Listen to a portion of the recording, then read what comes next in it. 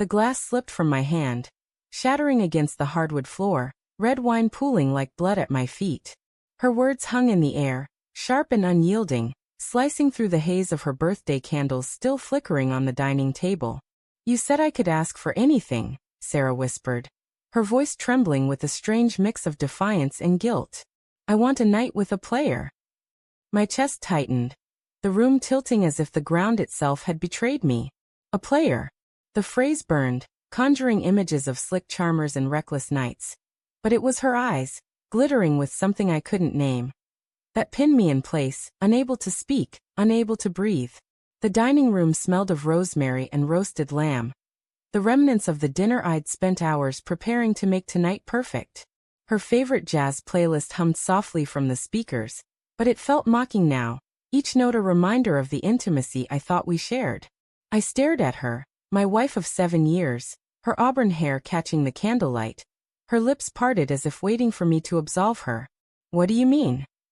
I managed, my voice hoarse, clinging to the hope this was some cruel joke. She didn't answer immediately. Instead, she traced the rim of her wineglass, her fingers trembling, and I saw it then, a flicker of hesitation, a crack in her resolve.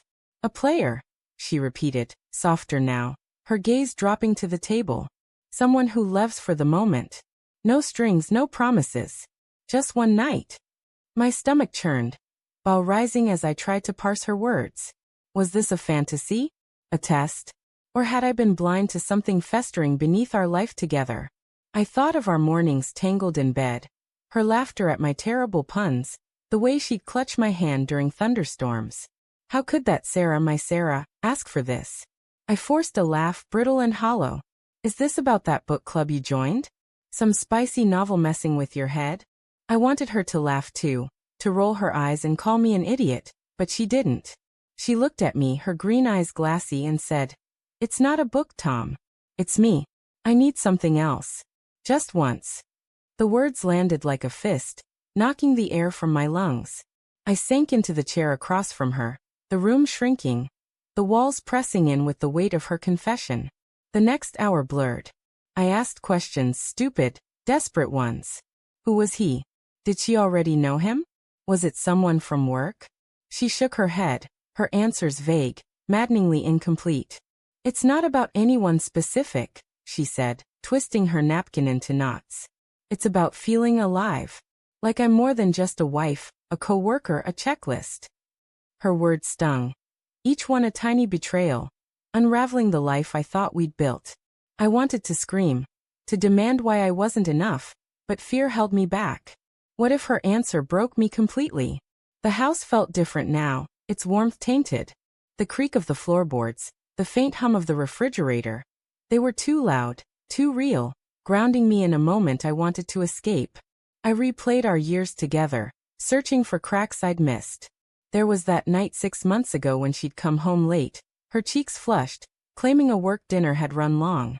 Or the way she'd started locking her phone, something she'd never done before. Small things easily dismissed then, but now they loomed, jagged and accusing. I stood, pacing to the window, the city lights blurring through the glass. "Why tell me this?" I asked, my voice cracking. "Why not just do it? Why make me part of it?" Sarah's breath hitched, and when I turned, I saw tears streaking her face. "Because I love you," she said, her voice breaking. I didn't want to lie. I thought, maybe you'd understand. Understand? The word was absurd, a cruel twist of the knife. I loved her so fiercely it hurt, and yet here she was, asking for permission to shatter me. The night dragged on, each moment heavier than the last. We sat in silence, the candles burning low, wax dripping onto the tablecloth like tears. I wanted to hate her, to storm out and never look back, but love is a stubborn thing, clinging even when it should let go. I thought of the boy I'd been when we met, awkward, unsure, certain she was too good for me. She'd chosen me anyway, hadn't she? Or had I been a placeholder? A safe choice until she craved something wilder? "Do you want a divorce?" I asked finally, the question tasting like ash. She flinched, her hands gripping the table's edge. "No," she whispered. "I want us. I need this, Tom. I don't know why, but I do."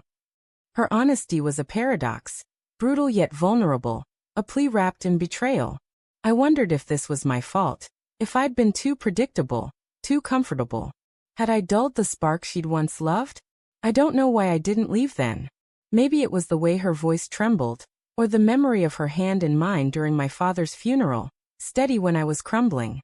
Instead I said, "Tell me everything. No more half-truths." She hesitated, then nodded, and the story spilled out. A colleague's friend.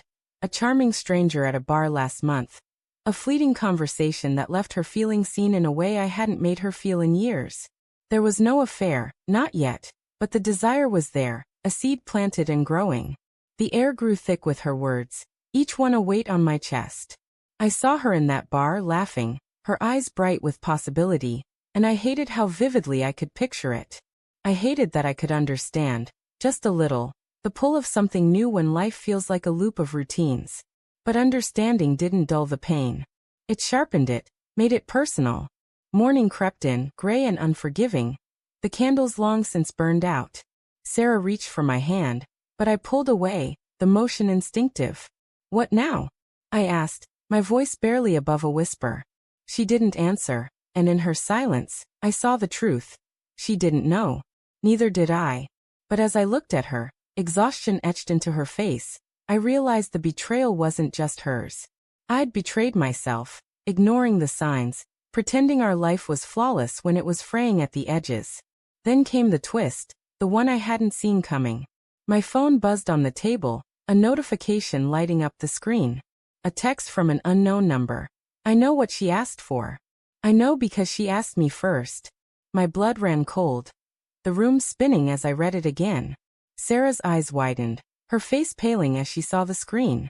"Tom, she started, but I was already standing, the phone trembling in my hand. The stranger wasn't a stranger.